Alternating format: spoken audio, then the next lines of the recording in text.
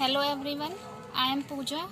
आज हम next topic करने जा रहे हैं, दैट इज़ एनोमेरिक इफेक्ट, जो कि स्टीरियोकेमिस्ट्री के रिस्पेक्ट से बहुत इंपॉर्टेंट है। इसका बेसिकली क्या होता है कि जैसे हम नेचुरल प्रोडक्ट्स वगैरह पढ़ते हैं और जो हम रिएक्शन मैकेनिज्म देखते हैं तो वहाँ पर इस कॉन्सेप्ट का बहुत यूज़ होता है। अभी हम जब इपॉक्सीडेशन पढ़ेंगे तो वहाँ पर भी इसका बहुत यूज़ है। मतलब उसको एक्सप्लेन, जैसे हम स्टीरियोकेमिस्ट्री कोई भी क्वेश्चन की देखते हैं तो किस तरीके से हमारे ग्रुप्स कहाँ पर लगते हैं। जैसे हम साइक्लोहेक्सेन की बात करेंगे तो उसमें जो चेयर फॉर्म बनती है तो उस तरीके उसमें क्या होते हैं, जो कुछ ग्रुप्स एक्सियल पे लगते हैं, कुछ इक्विटोरियल पे लगते हैं, तो कौन सा ग्रुप कहाँ पर आएगा ये सब हमें क्या बताता है। इसमें हम इस कंसेप्ट को समझेंगे एनोमेरिक इफेक्ट के थ्रू। ओके गाइस, अब हम स्टार्ट करते हैं अपना टॉपिक। अभी हम इसमें देखते हैं कि इसमें जो हमारे कुछ क्वेश्चंस रह गए थे, दैट इज MCPBA के क्वेश्चंस, जो हमने एक टॉपिक पढ़ा था लास्ट वीडियो में, उसके हम कुछ क्वेश्चन देख लेते हैं जो नेट में आए हुए हैं। जैसे कि हमारा एक क्वेश्चन दिया हुआ है यहाँ पर, अगर हम देखें तो क्या है ये, हमने देखा था टॉपिक में कि MCPBA क्या करता है, एल्कीन की इपॉक्सीडेशन करता है और पोलर ग्रुप जहाँ पर लगे होंगे उसी के सिन में करेगा। जैसे पोलर ग्रुप अगर हमारा अप साइड लगा है तो अप साइड ही बनेगा इपॉक्साइड, अगर डाउन साइड लगा है तो डाउन साइड ही इपॉक्साइड फॉर्मेशन होगा। तो इसमें अगर हम देखें तो यहाँ पोलर ग्रुप डाउन साइड है तो इसलिए हमारा इपॉक्साइड फॉर्मेशन क्या हो जाएगा, डाउन साइड आ जाएगा। तो ये क्वेश्चन हमारा नेट जून 2015 में पूछा गया। अब नेक्स्ट क्वेश्चन हम देखते हैं नेट जून 2012 में। इसमें हमारा क्या है, इस तरीके से हमें दे दिया। फर्स्ट जो दिया हुआ है रिएजेंट हमें MCPBA दिया है, तो हमें देख के समझ में आ जाएगा ये क्या करता है, एल्कीन की इपॉक्सीडेशन करता है। यहाँ पर अगर हम देखें तो ये जो रिंग है ये हमारी एरोमेटिक रिंग है, बहुत ही स्टेबल रिंग होती है, बेंजीन रिंग। तो ये रिएक्ट जल्दी से नहीं करती, बहुत स्पेशल कंडीशन में हम इसकी रिएक्शन कराते हैं। तो बेसिकली हमारा यहाँ पर ये एल्कीन है तो यही हमारा क्या करेगा, इपॉक्साइड फॉर्मेशन करेगा। तो अगर हम यहाँ पर देखें तो ये इपॉक्साइड फॉर्मेशन शो हो रहा है। इसमें जो नेक्स्ट हमें दिया हुआ है BF3ET2, ये हमारा क्या करता है, ऑक्सीजन के लोन पेयर क्या करते हैं, ये ऑक्सीजन के लोन पेयर के साथ कोऑर्डिनेट कर लेता है और रिंग को एक्टिवेट कर लेता है। यानी कि हमारा जो 3 मेंबर्ड रिंग है इपॉक्साइड की, वो एक्टिवेट हो जाती है इससे।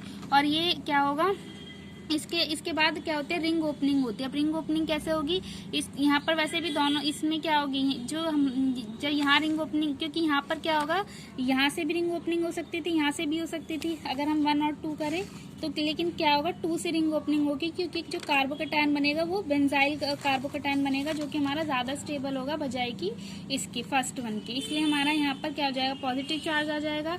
अगर हम देखें तो ये क्या होगा, ये सेकंड डिग्री कार्बोकैटायन बन रहा है हमारा, जो कि क्या है, इतना स्टेबल नहीं है। अगर हमारा 3rd डिग्री की पॉसिबिलिटी है तो हम 3rd डिग्री कार्बोकैटायन बनाएंगे। अगर हम देखें तो ये जो होता है, क्या होता है, इसको हम बोलते हैं 1,2 हाइड्राइड शिफ्ट बोलते हैं। तो 1,2 हाइड्राइड शिफ्ट से क्या होगा, मतलब अगर हम पोजीशन नंबर दे इसको 1 और इसको 2, तो 1 से 2 पर शिफ्ट हो जाएगा हाइड्रोजन, और हमारा क्या हो जाएगा, यहाँ पर पॉजिटिव चार्ज यहाँ आ जाएगा और पॉजिटिव चार्ज यहाँ पर आएगा, तो ये हमारा क्या हो जाएगा, 3 डिग्री कार्बोकैटायन बन जाएगा, जो कि बहुत स्टेबल कार्बोकैटायन है compare to 2nd degree.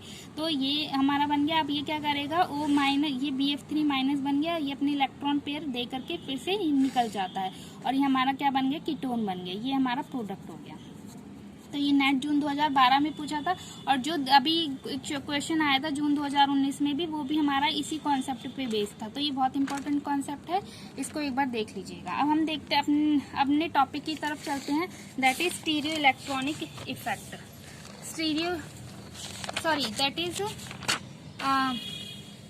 That is anomeric effect. Anomeric effect क्या है हमारा, स्टीरियो केमिस्ट्री के रिस्पेक्ट में हम देखते हैं कि ये बहुत इंपॉर्टेंट टॉपिक है।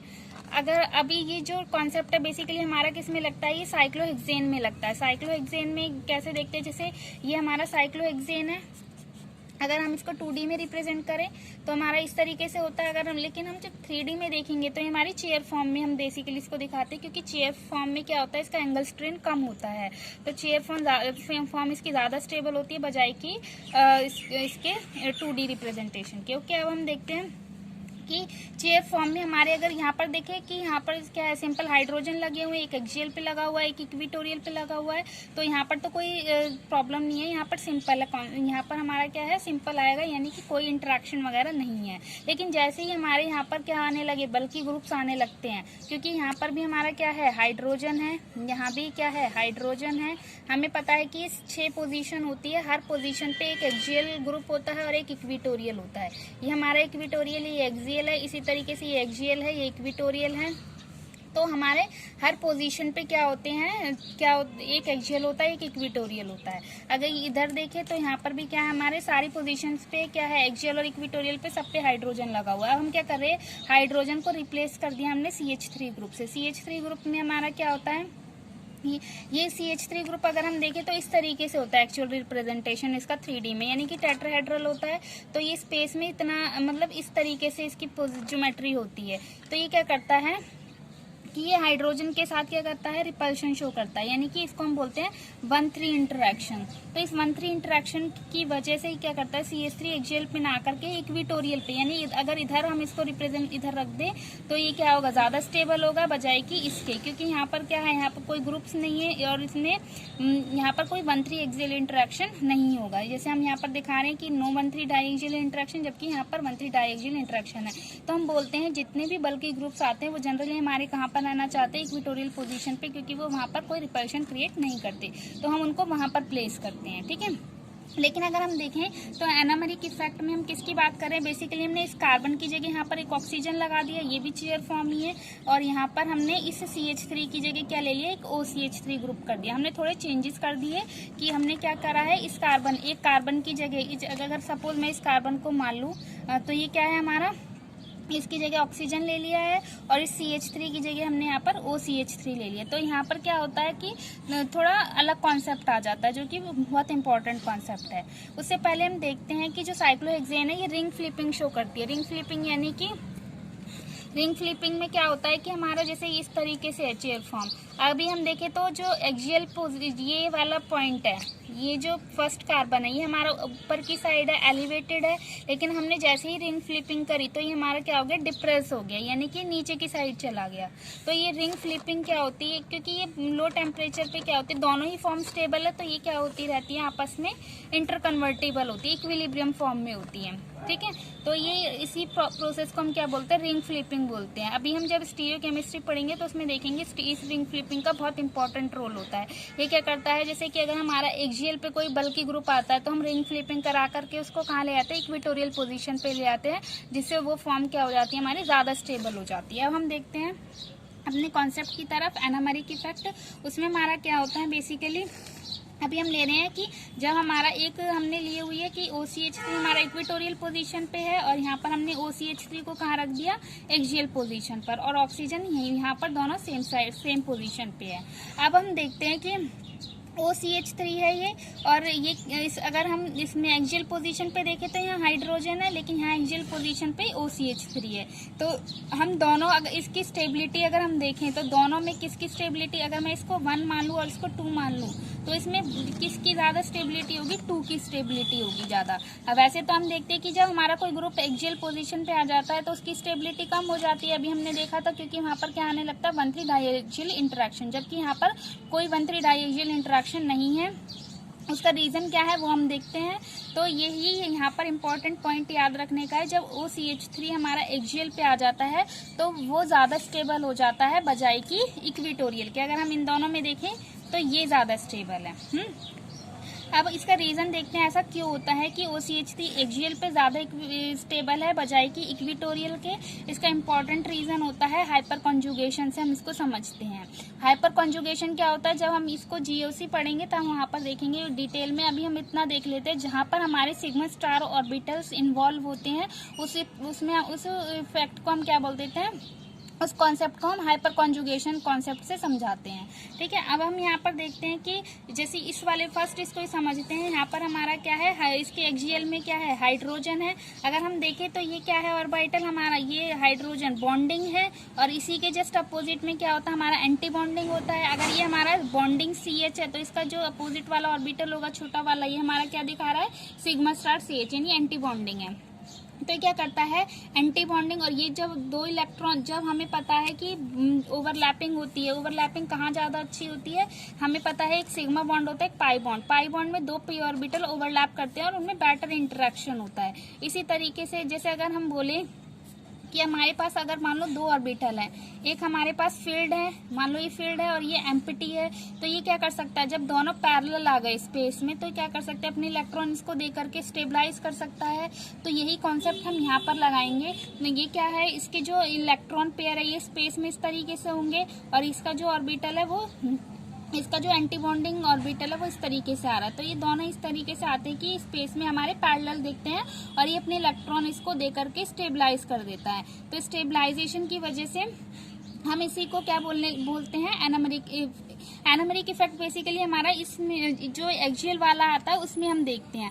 अब ये यहाँ पर देख रहे हैं कि जो इलेक्ट्रॉन पेयर है वो किसमें नॉन बॉन्डिंग, अगर हमारे जब लोन पेयर होते हैं ये बॉन्डिंग में पार्टिसिपेट नहीं कर रहे तो उसको हम इलेक्ट्रॉन को नॉन बॉन्डिंग इलेक्ट्रॉन्स बोलते हैं।